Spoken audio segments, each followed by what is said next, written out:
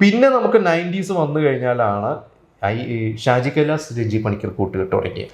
അതിൽ രഞ്ജി പണിക്കരുടെ സിനിമകൾ ആദ്യം, അതായത് ഒരു തലസ്ഥാനം എന്ന് പറയുന്ന ഒരു സിനിമ, അന്ന് വരെ തലസ്ഥാനം എന്ന് പറയുന്ന ഒരു സിനിമയൊന്നും മലയാളത്തിൽ ആ ഒരു ടൈപ്പ് ഓഫ് സിനിമകൾ വന്നിട്ടില്ല.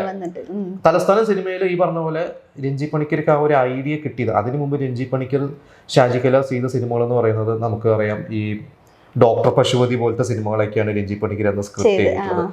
പക്ഷെ തലസ്ഥാനം ചെയ്യുന്നത് അതിൽ അവർക്ക് ആ സമയത്ത് ഒരു മാഗസീനിൽ, ഇന്ത്യ ടുഡേയിൽ ഇപ്പോൾ ഏതോ ഒരു വിദ്യാർത്ഥി സമരത്തിൽ, അത് കേരളത്തിലെല്ലാം തോന്നുന്നത്, ഒരു വിദ്യാർത്ഥി സമരത്തിന്റെ ഇടയിൽ മണ്ണെണ്ണ ഒഴിച്ചിട്ട് അറിയാതെയോ എന്തോ തീ കൊളുത്തി കത്തുന്നു, അതെല്ലാവർക്കും സ്പ്രെഡ് ആവുന്നു.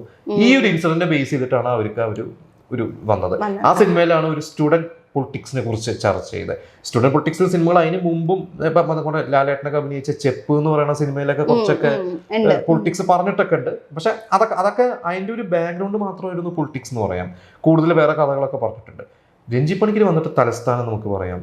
നമുക്ക് അതിനുശേഷം സ്ഥലത്തെ പ്രധാന പയ്യൻസ് എന്ന് പറഞ്ഞിട്ട്, അതായത് അന്ന് കോമഡിയോ അല്ലെങ്കിൽ ഒരു കൊമേഡിയനായിട്ടോ അല്ലെങ്കിൽ ക്യാരക്ടർ റോളുകളോ അല്ലെങ്കിൽ കോമഡി ഹീറോ ആയിട്ട് അഭിനയിച്ചിരുന്ന ജഗദീഷ് അതിലൊരു ന്യൂസ് പേപ്പർ ബോയ് ആയിട്ട് വന്ന് ചീഫ് മിനിസ്റ്റർ ആവുന്ന, അതിലൊരു വലിയ പൊളിറ്റിക്സ് പറഞ്ഞിട്ടുണ്ട്.